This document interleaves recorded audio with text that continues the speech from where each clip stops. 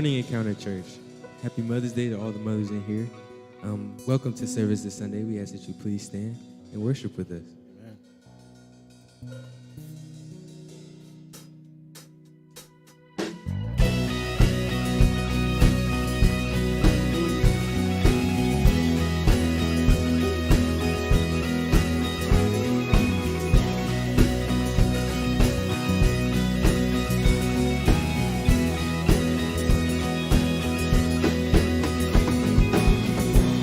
The power of sin and darkness, whose love is mighty and so much stronger. The King of glory, the King above all kings,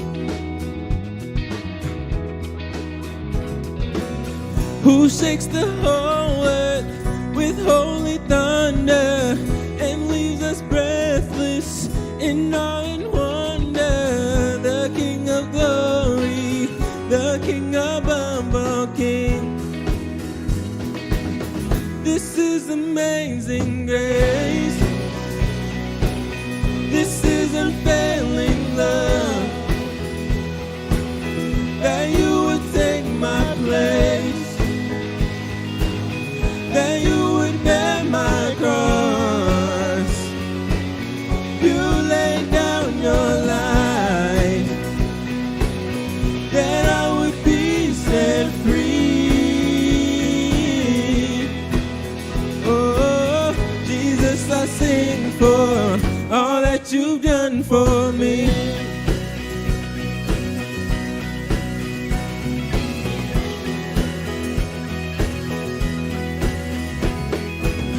Who brings our chaos back into order, who makes the orphan a son and daughter. The King of glory, the King of glory, who rules the nations with truth and justice, shines like the sun in all of its brilliance. The King of glory, the King above all kings. This is amazing grace.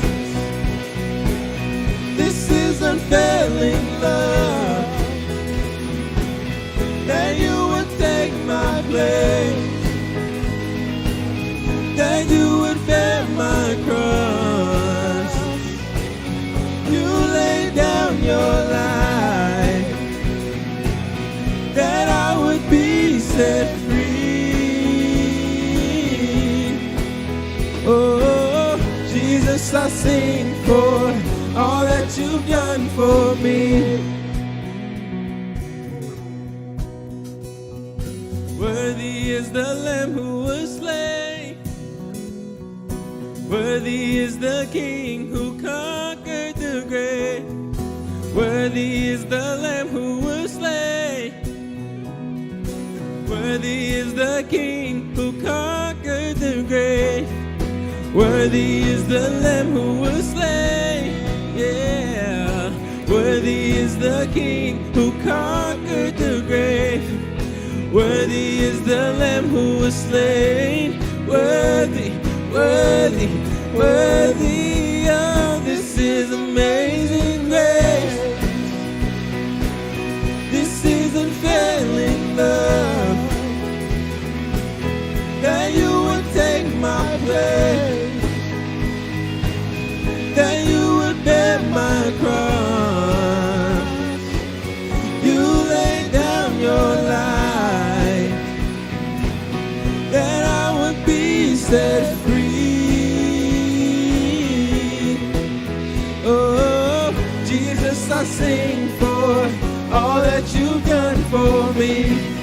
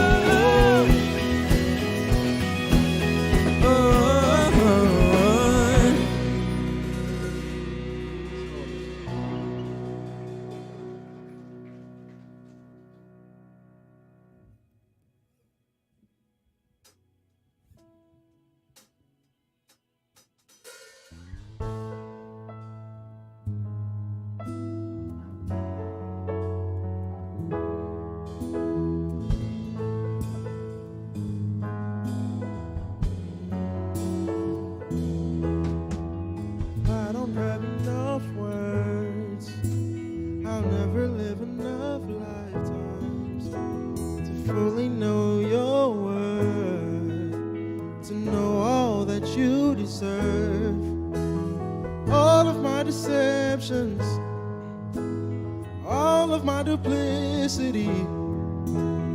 Now there is no record. You assume the best of me. This is why I thank the Lord for saving me when I was weak. So I will sing. This is why I thank the Lord for everything. This is why I thank the Lord.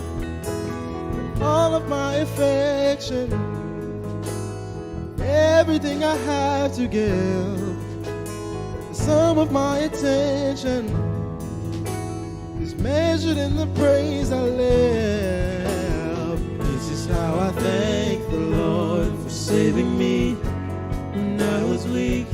So I will sing. This is how I thank the Lord for everything. This is how I thank the Lord. This is how I thank the Lord for loving me, keeping me. So I will sing. This is how I thank the Lord for everything. This is how I thank the Lord. I will sing, I will sing, I will lift my praises to you. I will sing, I will sing, I will lift my praises to you. I will sing, I will sing, I will lift my praises to you. I will sing, I will sing, 'cause this is how I praise the Lord. This is how I thank the Lord for saving me when I was weak. So I will sing. This is how I thank the Lord. Everything. This is how I thank the Lord. This is how I thank the Lord. This is how I thank the Lord. This is how I thank the Lord. This is how I thank the Lord.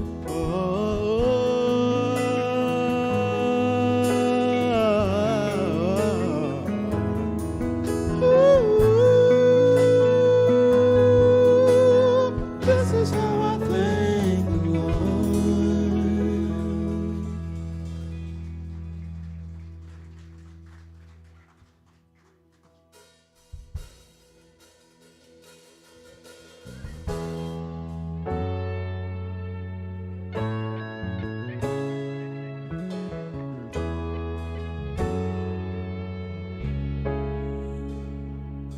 There's a river flowing from the mountain that shows our God is true. There's a song rising from the valley. It's our response to you. 'Cause you are God, God of all creation. The earth groans and longs to be with you. Where we are, hearts are raised to heaven. We breathe to worship you. Yeah, yeah.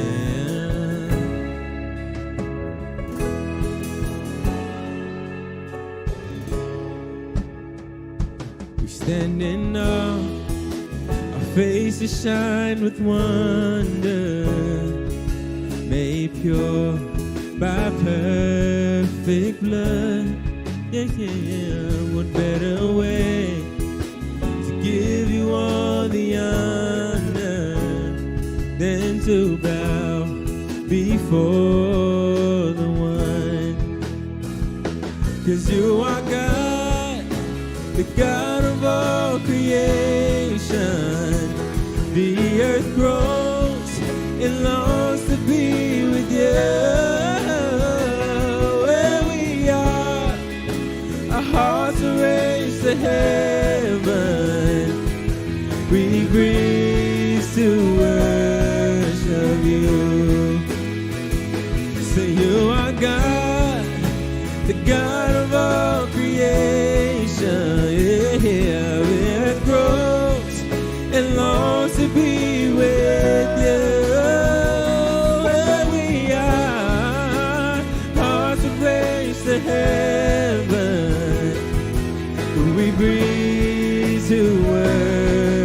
worship you.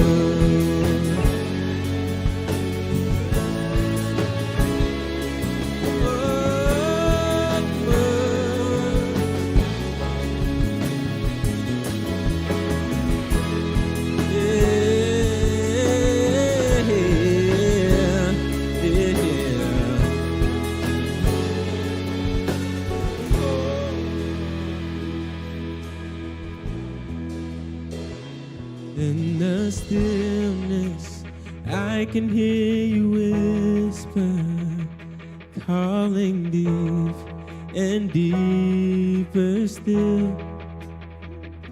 The same voice that moved upon the waters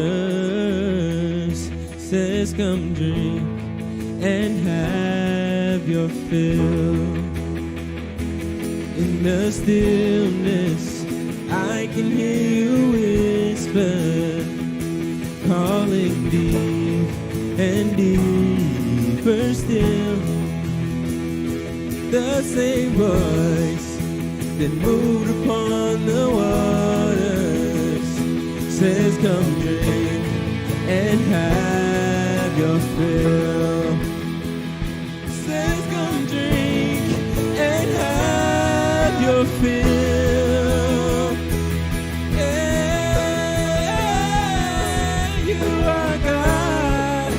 The God of all creation, the earth groans and longs to be with you. Where we are, our hearts are raised to heaven. We bring to worship you. You are God, you are God, God of all creation. The earth grows and longs to be with you. Where we are, our hearts are raised to heaven. Oh, we bring to worship you.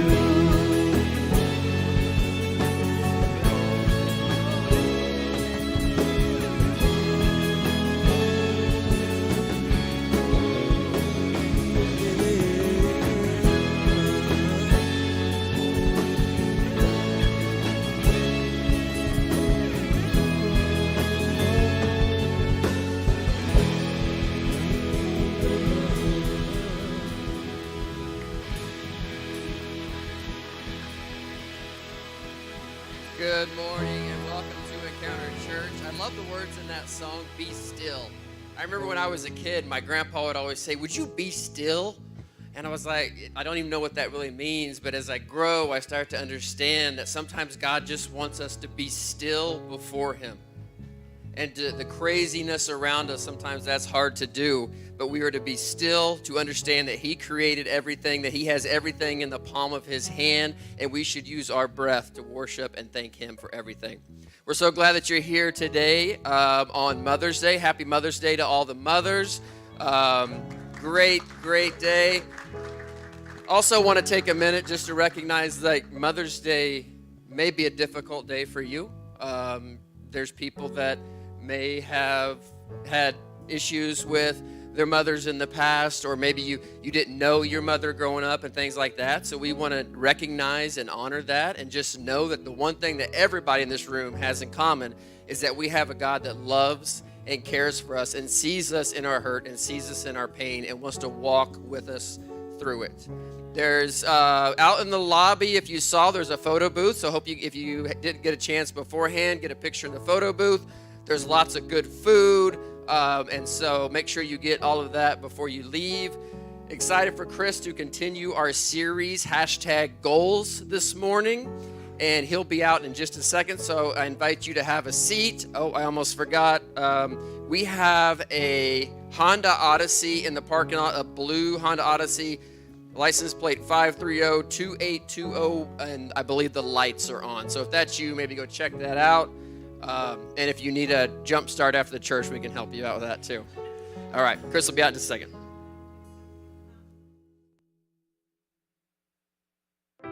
Mom, they say a picture is worth 1,000 words. But your influence is worth so much more. For all the times you heard, Mom! Mom! Mom! Mom! Mom? Mima!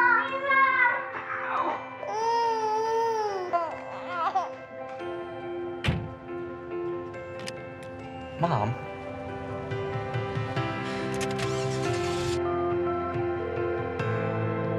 Hello? Mom. Mommy.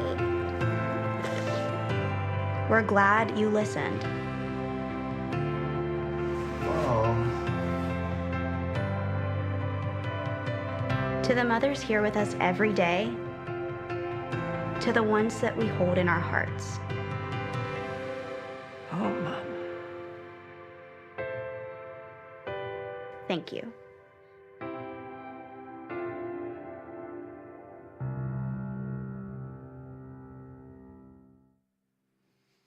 Good morning, and like the video said, so much better than we could. Happy Mother's Day, specifically because I have a microphone.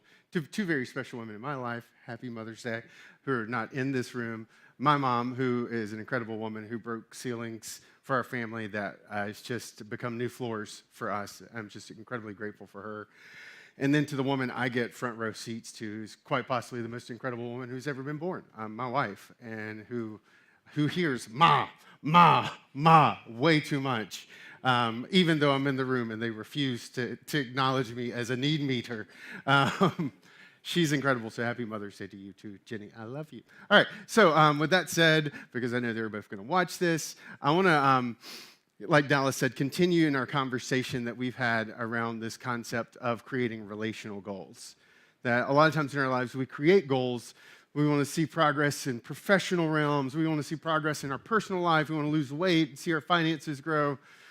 But rarely often do we sit down and say, man, here are my goals for my relationship with my friends. Or here's the goals I have for my relationships with my kids or my spouse or my roommates. And what we want to do this month is just really practically give you some relational goals to have that I think can transform your relationship. In fact, today I think I want to give you one that can be really powerful. And to start, I want to take you to the year 27 AD, to what is historically been called the Fedina Amphitheater. Now, you need to know a little bit of backdrop to appreciate this building rendering that I'm showing you. In 27 AD, Tiberius is Caesar.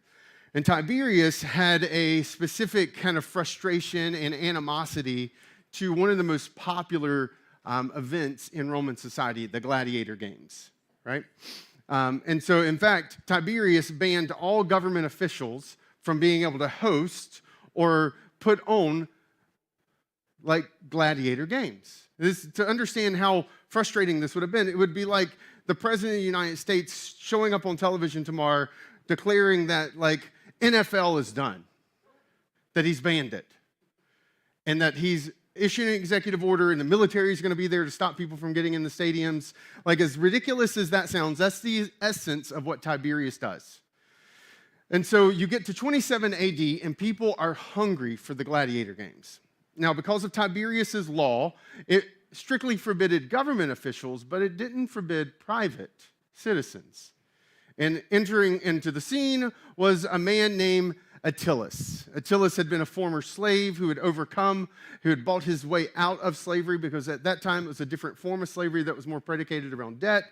And specifically, he's indebted, he breaks free, and he is hungry to make a lot of money. And he sees in the gladiator games an opportunity.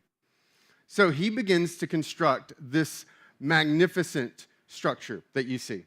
3-tiered, massive. He finally finishes it right outside of the city of Rome, and he has his opening day, and he chooses for his opening day gladiator games. And people are losing their mind. People travel from all over to come to this massive structure that he's built, to sit into the arena. About 50,000 people show up on the opening day for his gladiator games. And as they started to cheer, and as they started to clap, and as they started to roar because the gladiators were about to enter the arena, and the foot stomping and the shaking started to kind of take on a life of its own. It was no longer them guiding it. It was the structure itself that was starting to shake, that was starting to sway, and it began to collapse. And when it collapsed, this entire building imploded upon itself. And according to historians, about 20 to 37,000 people died that day. It is still, to this day, the greatest, most tragic building infrastructure failure in human history.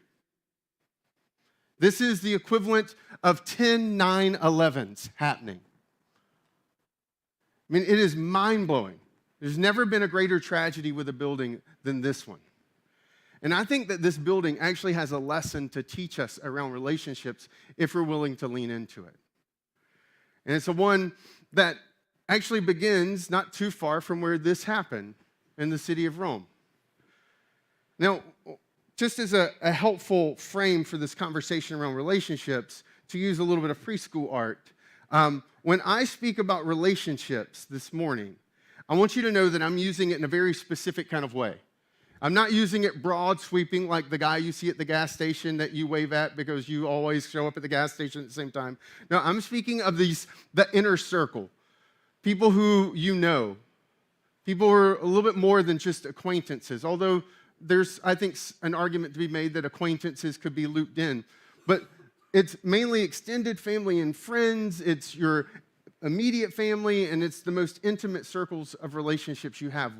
That's the word when I use relationships this morning. Those are the people I want popping in your mind. And you'll see why in a little bit, because this is really important around this idea of relationship goals.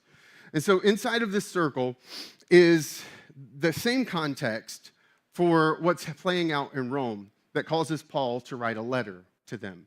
You see, because of persecution around Christianity and because of some government and civil unrest in Israel, a large portion of the Jewish population kind of spreads out in the early first century.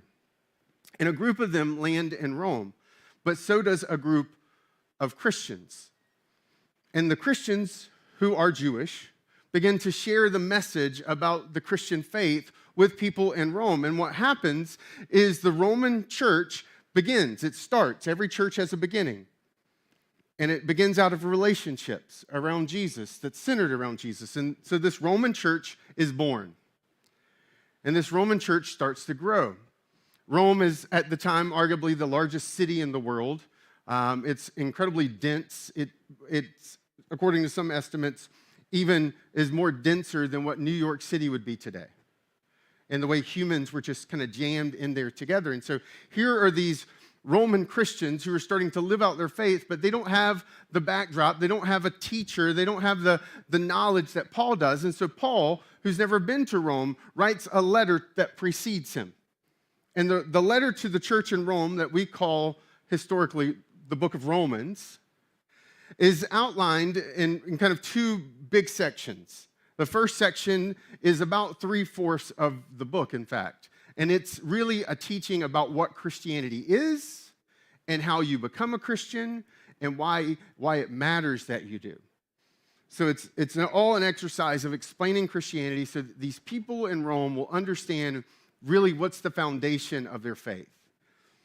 And then around chapter 12, he pivots and he spends the rest of the few chapters left in the letter dedicated to why this matters and how this looks lived out in their lives. And he gets very practical. And not only is he getting practical, he's heard enough rumors about what's happening in the church in Rome that he starts to actually get kind of personal. He starts to address some of the personal challenges this church in Rome's dealing with. And one of them specifically is rooted in the makeup of the church. Remember, it's a group of Jewish people and a group of Gentiles, which is just a fancy way of saying everyone who's not Jewish. Predominantly Romans.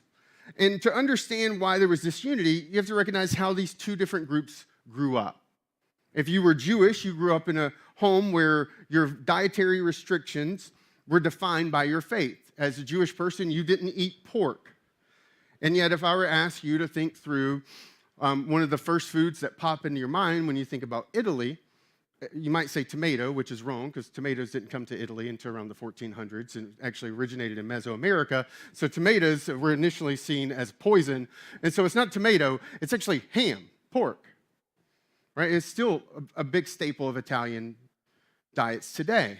So if you grew up Roman, you grew up pork is just a common thing you eat.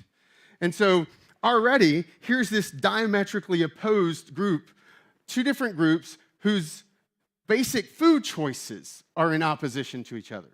And on top of that, there were sacred days that were really essential to the Jewish calendar of the year. There were days that dictated your whole life, including the weekly Sabbath and this rhythm of resting.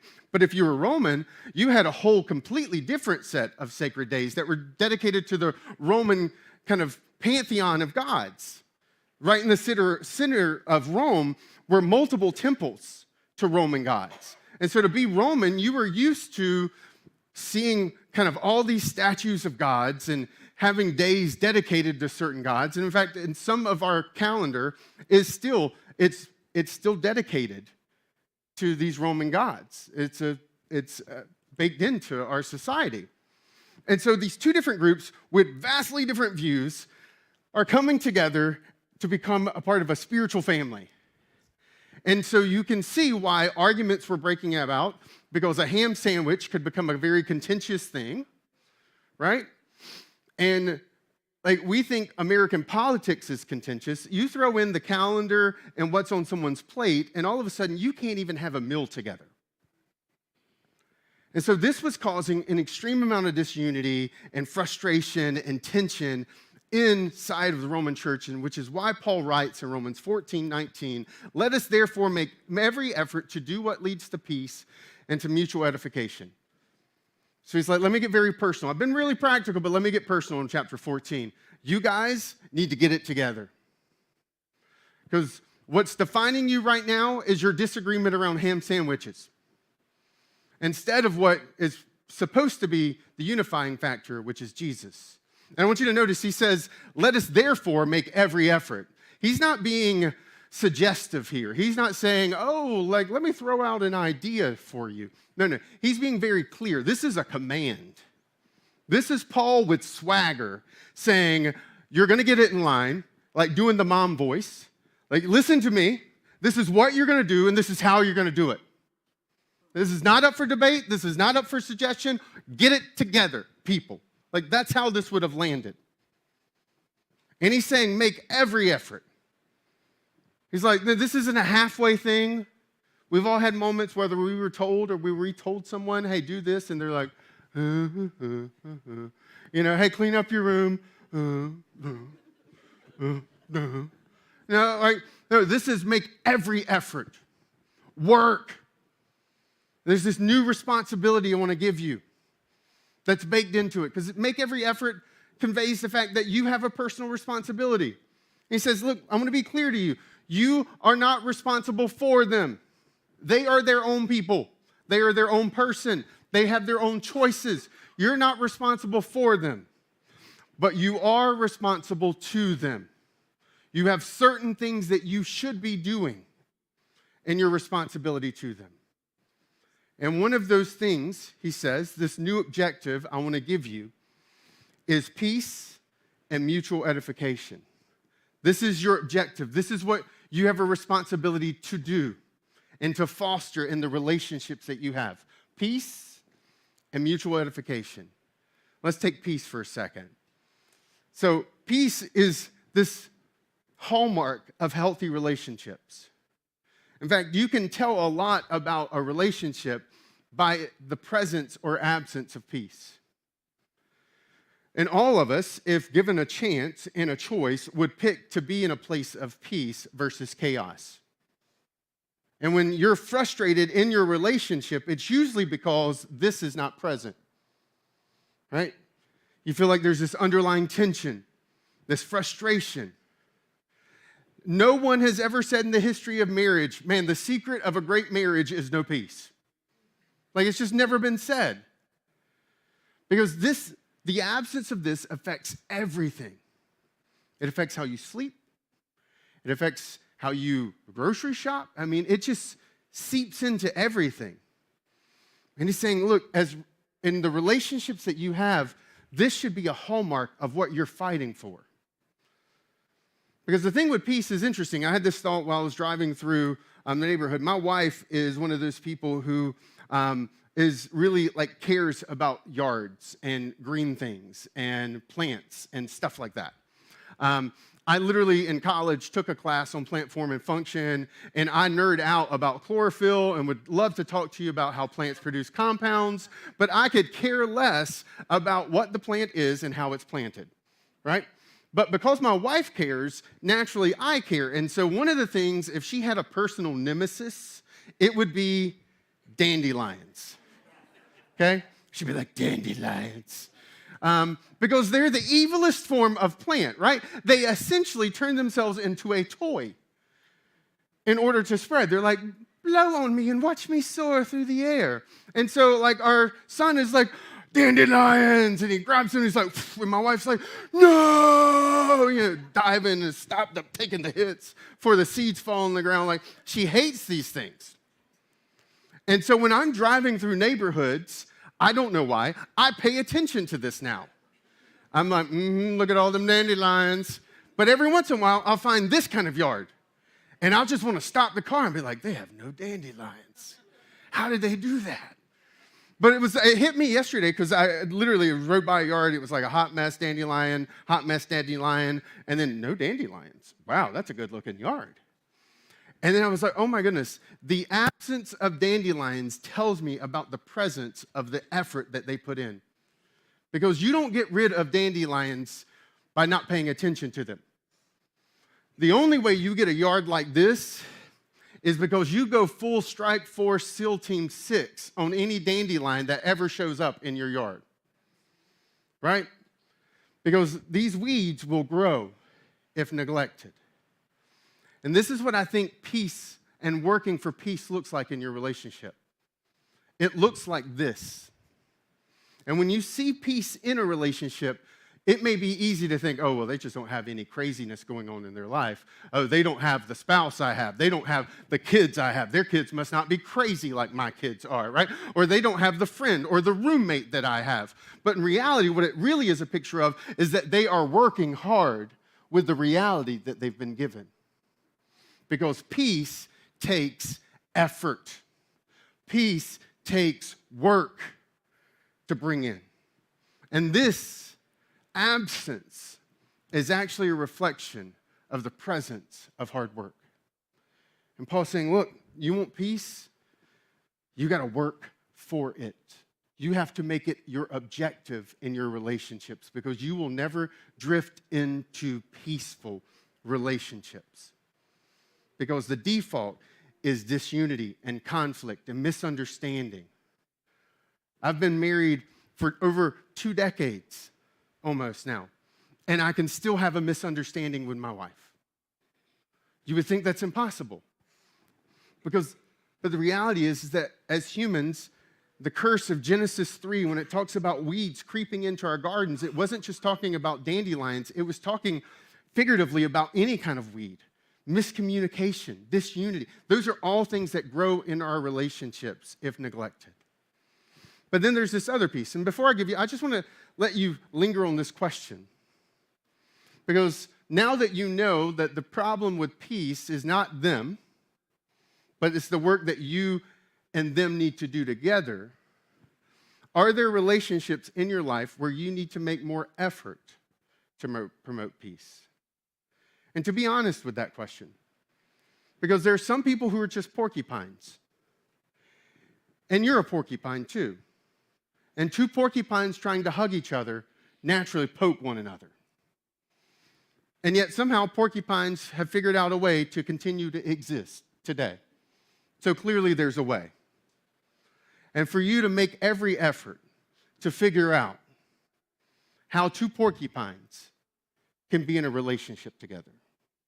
And not just blame it on the spikes, but to say in spite of the spikes, what can I do with my child, with my spouse, with my brother, with my sister, with my mom, with my dad, with my coworkers, do to foster peace? And then the second piece is mutual edification. and this is actually really important, but the problem with this phrase is that if I were to guess and do a poll about how many of you have used the phrase mutual edification this week, it would probably be none of you, right? None of you have been like, yes, I was just thinking about that mutual edification, you know? It's a pretty profound thing. Like, no, none of us have used that phrase. It's not a normal phrase to use. And if someone walked up to you and said, hey, mutual edification, you'd be like, I'm calling the cops. That was very inappropriate. Like, I don't even know what to do with that, right? And so what does Paul mean when he writes that phrase? And here's where I think it's really interesting. The actual word he uses is a metaphor. And so the English has to try to translate the word that Paul uses. It's this one word, and it's a metaphor. And the metaphor is actually rooted in this, a building. He's saying, make every effort to have peace in a building. You're like, a building? Like a house, a structure? No, he's using the building as a metaphor. And I think, personally, if this was 10 9/11s put together, and it was in the same living generation as the generation who received the letter in Rome, that it's not too distant to think that perhaps for some people in their mind, this would have been a memory that would have been invoked. That embedded in this metaphor around we're building something. I want you to build something together. And he's figuratively handing them a hammer. Embedded in that is this living picture of, well, what we're building matters. And how we build really matters. You see, one of the reasons, according to a Roman historian, that this building collapsed was that for all of the wood that was used, which was not actually great wood, for those who ever want to be on Jeopardy, the wood that was used at the time was silver fir, which is the wood, that tree that we associate with the ideal Christmas tree, okay? So it makes a great Christmas tree, makes a really horrible building material. It's mainly used for pulp, not used for large structures. And so the first problem is that they chose a wood that was never designed to really stand up to the weight of what was going to be there. They had really bad joints in how they connected the wood. But the biggest failure was that they forgot to build a foundation. So here's this massive structure on top of the ground, and then 50,000 people pour in, and there's nothing supporting it. And it buckles under the weight. And Paul is saying, hey, I want to hand you a hammer. I want you guys to build something relationally together. And embedded in that metaphor is both positive and negative. Because you can build something great, or you can build something that destroys and takes away and robs the life of the relationship. I mean, this, I think, would have been something that bubbled up in their minds. And Paul uses this metaphor because it's going to stick. They're never going to forget the idea that they've been called to build something together. And maybe you've never thought about your relationship that way, but when you have a relationship, you're actually mutual builders of that relationship. I mean, it was one of the things that I say to my wife frequently that is kind of a fundamental thought. If we ever don't like this thing that we have, it's our fault. We can't blame anyone else on what we've built. With my kids, if I ever get to a place where I don't like what we have, it's not because of someone else. It's because of what we built together. And that can be discouraging, but when I speak about it in context, and when I think about my most intimate friends, family, it's actually encouraging to me because it means the hammer is in my hand. And I can either choose to use the side that builds, or I can choose to use the side that tears down. And Paul's invoking that. This idea of let's build something together. And so the question bubbles up, okay, well, what does it mean practically to build something? Well, you go to Ephesians 4, and it says for building others up. This is the same word. This time, the English translators, instead of saying mutual edification, they actually translate for building others up. And so how do you build? You build according to their needs. So the needs are the nails that are in this infrastructure we're trying to build together. That needs are important, and meeting those needs are really important. So just this past week, I don't know if you saw this article, it's really fascinating. Some construction workers were at Family Fair Supermarket in Michigan. And they were up on the roof repairing something, and they noticed a strange cable that was running into the back of this sign here. So they started following, and they realized this isn't just a strange cable, this is a extension cord. So they popped the back off the sign, and they realized that this thing is actually big enough to be a small studio apartment, which is in fact what it actually had become. Inside this thing was a desk, a computer, a coffee maker, all run off of this one extension cord. And this lady, you see, who's 34 years old, she was homeless, and has somehow stumbled upon this and did what anyone does who has a need. She met it. She decided, I need a place to live. No one's living up here. I guess I'll do it here. And this is something that we don't think about. We have a negative connotation around the word needy, don't we? Like none of you would ever be complimented by being called needy. And yet we all have needs. And what Paul understands is that those very same needs that are meant to strengthen the relationship can actually destroy a relationship. Because as human beings, if we do not get our needs met, we will meet our own needs. And those are usually not in helpful or healthy ways. In fact, if you choose not to pay attention to those needs that you have and the needs that others have in their relationship with you, oftentimes what it will do will lead to tension. If I sit down with a couple whose relationship is going sideways, it doesn't take very long for needs to start being spilled out on the table. Well, they don't love me. They don't respect me. They don't trust me. All of a sudden, these core relational needs are being exposed because, well, they've been neglected. And oftentimes, those are preceding people going outside of the relationship to get those needs met. And when we choose not to pay attention to the needs of the people in our relationships that we have relationships to, it oftentimes does lead to tension in that relationship. Because you and I were created with needs. That's a fact. And some of those needs need others to satisfy them. That does not make you needy. That makes you human. And you should not apologize that you have needs, because that makes you human. We live in America where there is very much a meta-narrative about pulling ourselves up by our bootstraps and doing it ourselves, and, you know, the Wild West and kind of the whole backdrop of that narrative where people who could just kind of go out and make the terrain submit to them, and they were independent, fierce people. But the problem is that independence is a lie. When you were born on planet Earth, you were not independent. You were very dependent. You could not meet any of your needs for the first few years of your life. Some of you have kids that you're like, well, they're in their 20s and they still can't meet their needs, right? But I mean, we were born needy, and we could not satisfy those needs without someone else. And I don't think that was an accident. I think that was on purpose by God Almighty to teach us, because you never outgrow your need for others meeting your needs. Period. You never outgrow it. And the ideal for relationships is not independence, it's interdependence. And interdependence doesn't mean you're overly dependent. It's not some psychological bent where you can't function if you don't have another human pouring into you. But interdependence is two people or more as a family unit, if you want to use that, or kind of a relational dynamics of a broader kind of collection.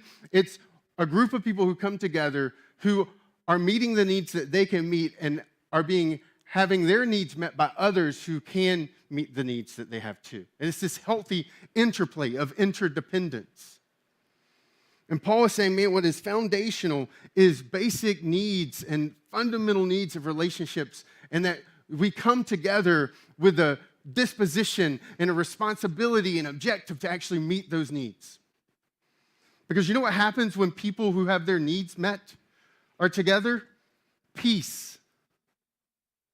That's actually one of the core secrets for when you see a healthy relational dynamic and you're like, Why is there no chaos? Why is there no disunity? Why is there just a lot of like chill peaceness? Well, it's because there's needs being met. No one's scratching or clawing at the surface. No one's banging on the wall, demanding, because the needs are being met. It's beautiful. It's not negative. And I think one of the questions that maybe you've never asked that's important to ask is like, what does my they need from me? And to see that responsibility very practically is like, I am in a biosphere relationship with these people, and they need things from me, and I need things for them for us to be healthy and flourishing. And to not be downgrading yourself to be like, well, I'm just being needy right now. No, you have a basic need to be loved and trusted and respected. That's not being needy. That's being human. And to say, how do I foster that and how do I give that in this relationship? And how do I recognize that there are some seasons where life is harder than other seasons and the needs are greater? And it's not wrong to speak up and to say, I'm really struggling right now, or we're walking through this thing together and I think I need more of this. And to have that mutual kind of, okay, I want to help you meet that need, and here's the needs that I think I've got while I'm walking through this thing. And it could be something as simply as practical as like, I'm so stressed out, what I need right now is more exercise in my life or more rest time in my life. And to have someone in your life who's like, I want to help you get that. I want to help support that. That's human. That's a beautiful thing. And so asking this question is helpful, but to get very, very poignant and very personal in your life, to kind of take a cue from Paul, I think the reason this really matters is because the very center of that circle is a select group of people. And they're not just like generically your they are your they, capital T. I don't know if you've ever thought about this, but I've lived long enough and I've watched enough lives to know that this is true about everyone. Is that there are some things that you and I need, that the only place we can get it is not multiple places. It's one or two places. And those one or two people hold on to a special need that you have that they can only give you. Right? And this question that I ask myself a lot in this chapter that I'm in is, what can I give them that no one else can? So when I speak to my children as their father, there is no one else who will ever be able to hold and to carry the needs that I have in my hands. There's no one else who can be like, hey, Tag, I got you. Let me step in for you. They can't say the things and it mean and land the way I say them.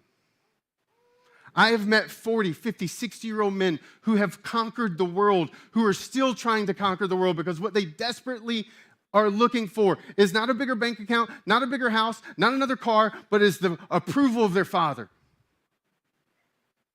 For their dad to look at them and say, I love you, I'm so proud of you. And they never got that. And because they never got that, they've never stopped working for it. And I recognize that, man, there are some things that only I can say to my two kids or to my wife. And if I don't say them, they will never get them, or they will try to get them from unhealthy places. And so there are people in your life, and you've never thought about how important you are, but you are absolutely essential for them. Because your I love you, your I'm proud of you, your there's nothing you will ever do that will make me love you less. There's no one else can say that to them but you. No one else can say, I forgive you, and it mean and land the way it lands when you say it. Because their friends saying, well, I'm sure they forgive you. I'm sure they're not holding that over your head anymore. Will never satisfy what their soul really needs to hear from you. And if you ignored everything I said today, if you just answer this one question, then it'll have been worth it. Because you're walking out of here with a hammer in your hand, and there are only certain, you ever go to a bathroom, I pay attention to screws and nails, and you go to a bathroom, and you're like, why is this thing locked up like it's a nuclear bomb, right? I mean, they don't use normal screws. I'm like, do people go into bathrooms with screwdrivers being like, I'm going to disassemble this thing, right? Because bathroom screws are really bizarre. They're really odd. They've got little circles in the middle because it takes a special tool to actually undo it. And that you don't just have a hammer, you're walking around with one of them weird little screwdrivers, and it only fits the soul of that other person sitting across from you. And I'm saying to you, don't neglect that tool. Because if you do, what you will build together will never be what it could have been. And one of the practical ways to kind of help you is, I think one of the things that was most enlightful for me was understanding this concept of love languages. And it was made popular by a book, but you don't have to read the book. I'll just summarize it for you, right? That there are 5 basic love languages, 5 different conduits for how we communicate love and meet needs. And the first is words of affirmation. And there are people who, they just need to hear, you're awesome, you're amazing, I love you, my daughter is one of these people. My wife is one of these people. I am not one of these people. If you compliment me, it does nothing for me. I'm like, whatever. You criticize me, I'm like, whatever. Because I take everything serious, but I don't take it personal. It's just my wiring. But there are some people who are wired differently, and it's not good or bad, it's just different. And this is important to know, because if I go into my relationships based on how I receive love, they're going to feel neglected. They're never going to feel loved. They're never going to hear words of affirmation because I don't value them, because they don't bring value to me. But if my thought is, what do I need to give them? What do they need from me? Or what can only I give them? Then I go in looking for, they're my starting point, according to their needs. What do they need? And words of affirmation may be one of those things. Another one is acts of service. It's where it's not words, it's what you do for them. And just the act of doing communicates volumes of love and need meeting. And for some of you, you may not care. You may prefer a note this Mother's Day over them doing some of the things around the house that you normally do on Sundays. But for some of you, you don't want to, you'd rather have them actually do some stuff than give you a Mother's Day card. Because you're like, I got 15 of those things, but I got 15 things that need to be done today. And if you really want to show me love, go do those 15 things, right? Another one is receiving gifts. For some of you, when someone sends you a gift, you're like, oh my goodness, the love, the thoughtfulness. They overcame traffic. They spent money, or at least they went to Amazon. But it was love. And other people, you get a gift and you're like, eh. You don't care. Because the wiring, it's different. This is why meeting needs can be so tricky.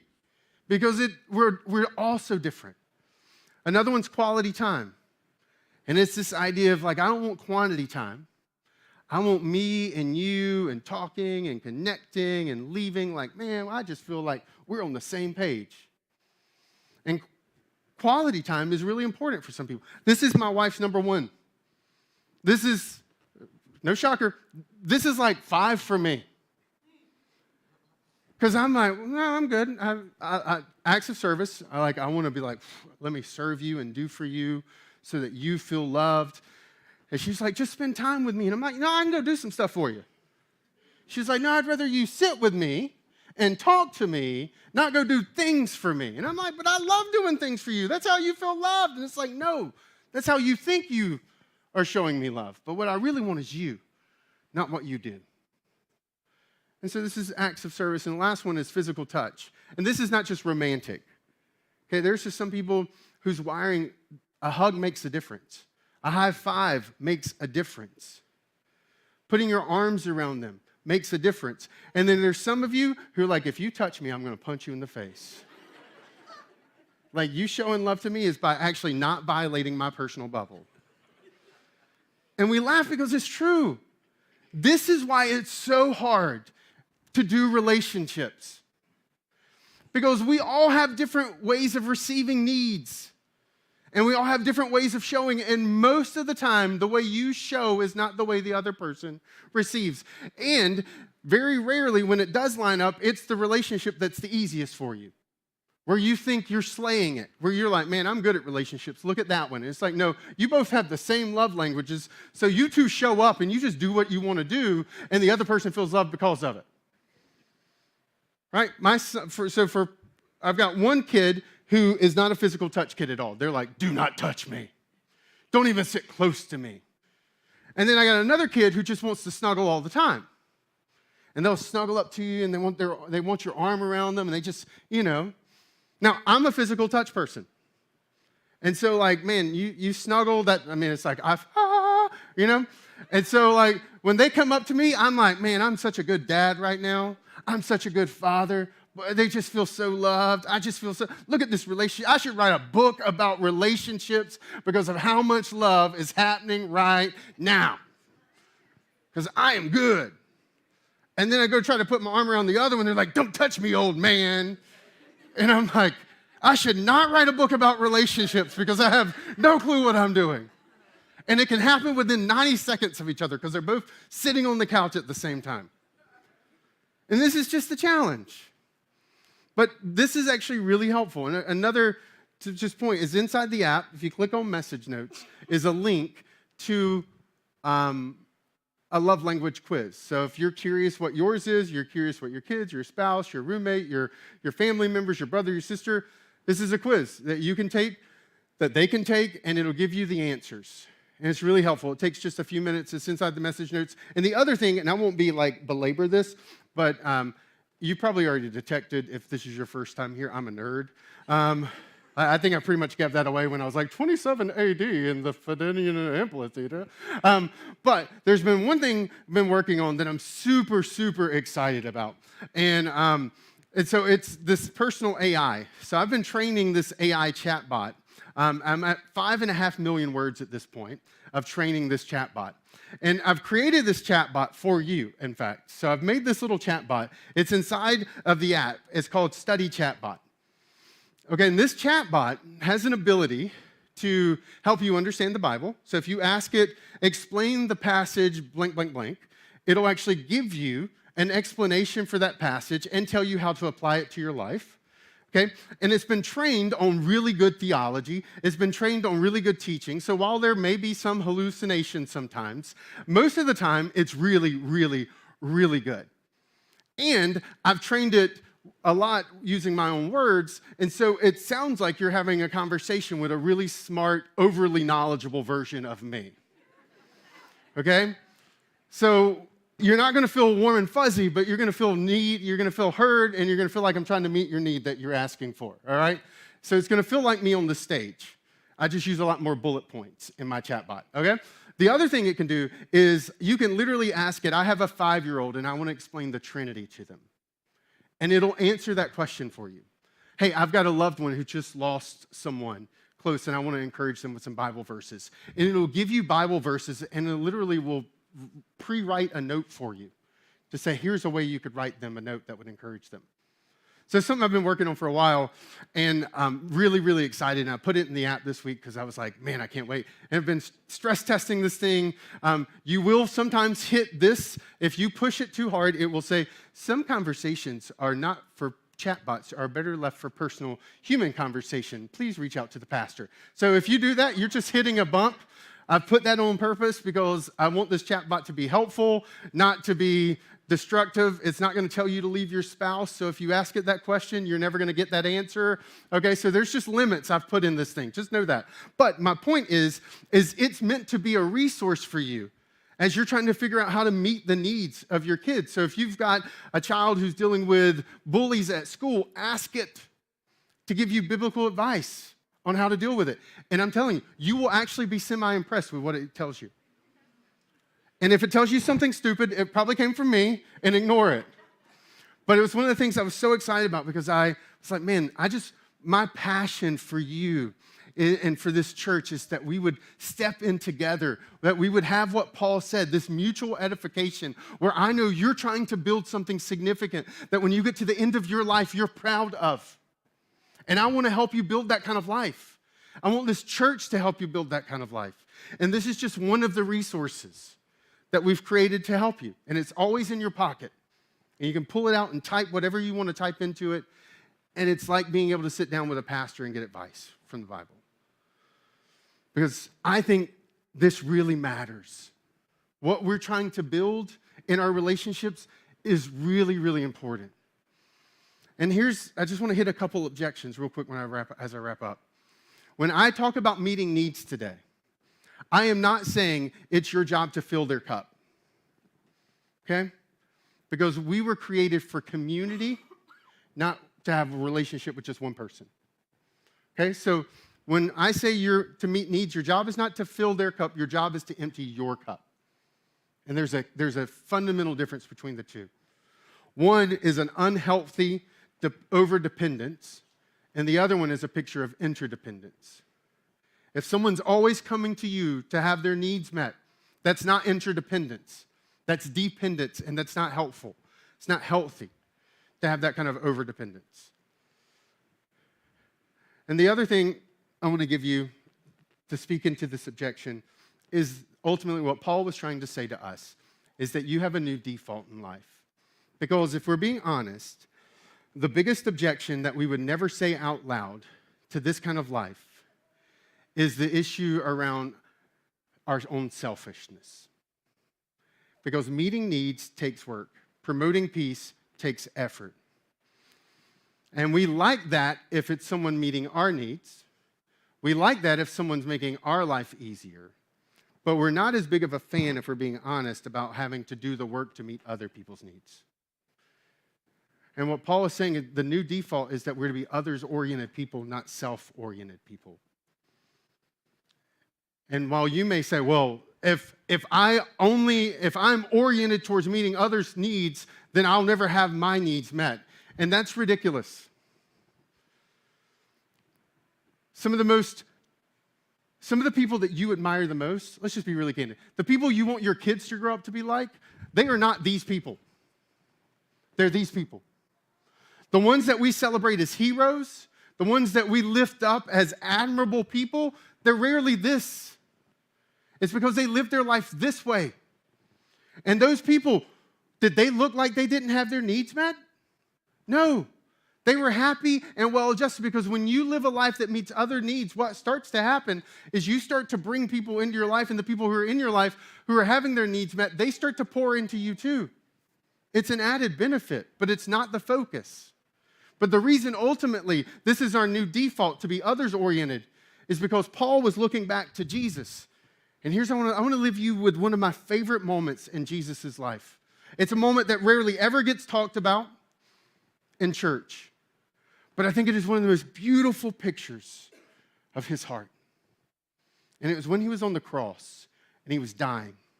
In John 19, 25, 27, it says, near the cross of Jesus stood his mother's sister, Mary, the wife of Clopas. This is Mary, who is the mother of James and John, the disciples. Okay, just as a random factoid for you there. And Mary Magdalene. And when Jesus saw his mother there, and the disciple whom he loved, and the disciple whom he loved was a nickname that was given to John, who was like a younger brother to Jesus, because John is the son of Mary, the wife of Clopas, his mother's sister. Now, why in the world that family named both their kids Mary is beyond me. Right? But here's James and John, and here's John specifically, who is Jesus' cousin. And he looks at his mom as he's dying on the cross. And then he looks at John, and he said to her, woman, now here's the thing you need to know. If I walked up to you and I said, woman, that would be probably preceded, like it would be followed by a slap, all right? If I'm a woman, you're like, oh, don't woman me, right? But in first century, this idea of woman was, the way he's saying it, the word he's choosing is a sign of respect. It's like, dear lady, is what he's saying. It's a sign of honor. He says, woman, here's your son. And to the disciple, here's your mother. Because Jesus is the firstborn. And Jesus knows that his brothers and sisters don't believe who he is. but his mother does. And so it's caused a rift in the family. The kids have checked out on mom. Mom's crazy. Older brother, he's crazy too. He thinks he's God, right? Which is quite natural. If you went to your Mother's Day celebration today and one of your siblings declared they were God, you'd be like, okay, that's normal. Not weird at all, right? And so it caused this rift in the family. And so Jesus, because there is no social security, there is no welfare system in first century Roman Empire or Jerusalem or Israel at all. The welfare system was the firstborn. It was the children. And Jesus knows I'm about to die, and what will die with me is my mom's financial stability, because at this point, her husband Joseph is dead. And as he's literally having to bounce up the cross in agony to speak these words. And if Jesus, suffering, dying in his final moments, can still see the needs of the people around him, and not just see them, but step into them, then Paul is saying, no, that's the default. If Jesus Christ, while dying for our deepest need of reconciliation and forgiveness for sin and death, if in his most painful, isolated moment, he could still see and step into a need, then surely you and I can too. And that's the new default. To be others-oriented people. That's our goal. To meet the needs of those who are around us, who we know and love. And just imagine if over the next year you started to show up intentionally about doing that. Imagine how that would transform that relationship. Imagine how different you would be a year from now if that's what you made your relational goal. You would have a house and a life that's permeated by that peace and mutual edification. Let's pray. Father, thank you. Thank you for your grace and your mercy, and thank you that you are a God who sees us and knows us, and that you're a God who meets our needs, that you're a God who steps into our needs and satisfies them. And we're just humbled that you met our deepest need, the one that repaired the bridge, that restored the relationship between you and I, and between us and you. And so thank you for that special love and that special grace. Thank you that even right now there are people who are coming to mind who are the people that we need to be intentional about promoting peace with, or people that we need to be more intentional about stepping into their lives to meet the needs that we've been called to meet. May today be a day that words come out of our mouth and actions come out of our bodies that start to repair and restore and build up those around us. And may we, by your grace, God, build relationships that stand the test of time, that are monuments to your love and your example for how you loved us. And it's in your name, Jesus, I pray. Amen. So we want to wrap up today by just reflecting through a song before you head out. And it's this simple idea of so will I, that Jesus, that the Christian life is really at its simplest, is merely a reaction to what God's life and pursuit of our life on the cross and the empty grave. Like we live our lives as a reaction to what he did in his initial action for us. And so because of that, we're able to say, so will I. And this song just kind of leads us reflectively on that, that journey. And I hope that you find this song the space you need to maybe carve out before we step into the day and all the celebration, all the meals and cards and calls and all the stuff that comes with this day, that you would have the space to make not just this day better, but every day. So I invite you to stand as our team leads us in this song.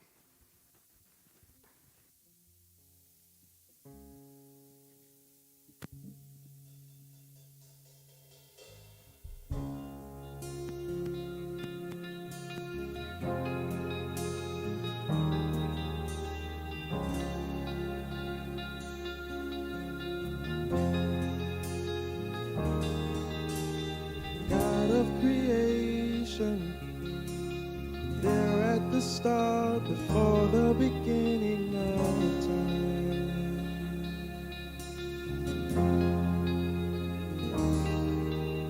with no point of reference. You spoke to the dark and fleshed out the wonder of life. And as you speak, 100 billion galaxies are born. From the vapor of your breath, the planets form. If the stars were made to worship, so will I can see your heart in everything you made. Every burning star a signifier of rays. If creation sings your praises, so will I.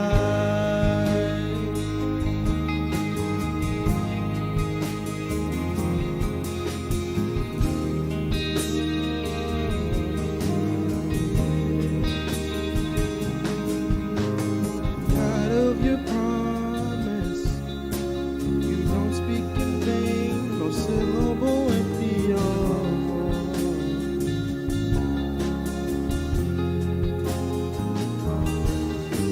For once you have spoken, all nature and science follow the sound of your voice.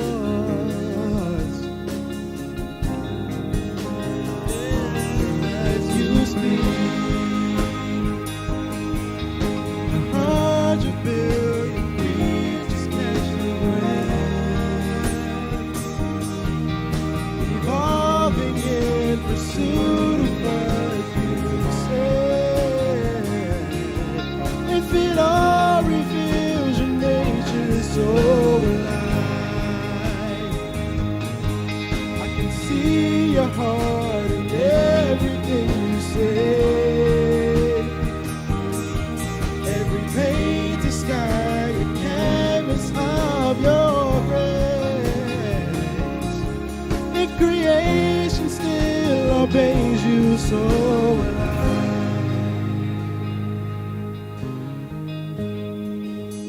So will I.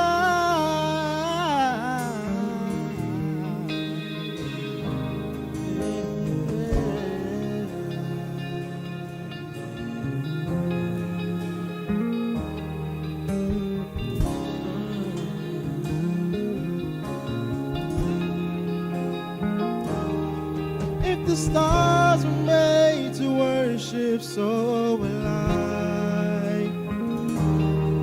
If the mountains bow in reverence, so will I. If the oceans roar your greatness, so will I. For if everything exists, lift you high, so if the wind goes where you send it, so will I. If the rocks cry out in silence, so will I. If the sum of all our praises still falls shy, then we'll sing again 100 billion times. Oh, oh, oh, oh,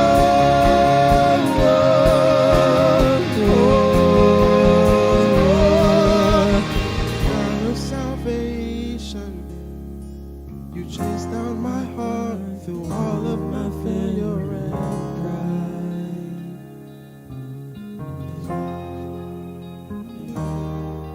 On a hill you created, the light of the world, turned in darkness to shine.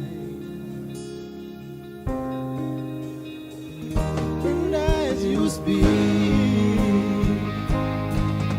100 billion failures disappear. Where you lost your life so I could find you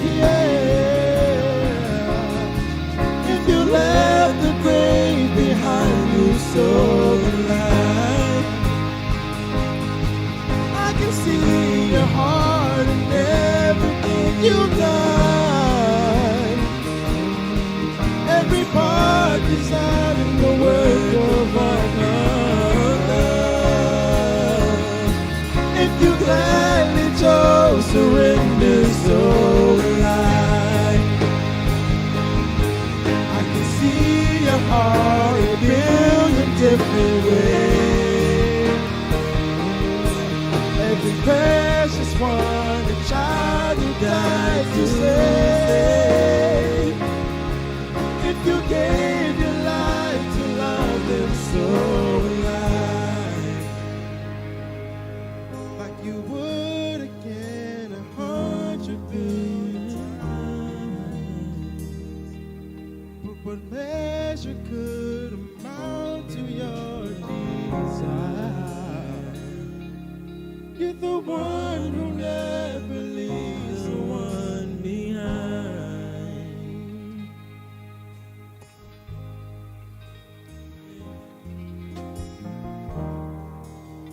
It's such a beautiful song. The lyrics of that song, even if you've never heard it, they're just deeply moving. They just reflect the heart of our God who stepped in to meet our needs, who saw our deepest needs and satisfied it, and then continues to meet our basic needs every single day. And so I hope as you go out today that we would be known as a people who live our lives others-oriented, who can see the needs of those in our lives and step into them and build something that lasts, that's worth telling stories about because of how beautiful and how rich those relationships were. And that's my prayer, and that's my kind of just the blessing over your life today I want to leave you with as we step in to Mother's Day. And so as you leave today, just know that we've got a photo booth and you can scan little QR code. If you get our email, when you scan it, it'll just say you've already registered. So there's no glitch there. It's just saying, hey, you're already in our system. You'll get the picture. So I encourage that. We also have some food, some special treats, and then little tiny succulents for the mothers, for the ladies in the house, just to take as you leave. So it's a gift to you from us at Encounter Church, because we're grateful for what you do and for the work that you pour out in others' lives. So that's for you as you leave today. And thank you for being here today. We look forward to seeing you back here next week as we continue our series around goals. God bless you. Have a great week.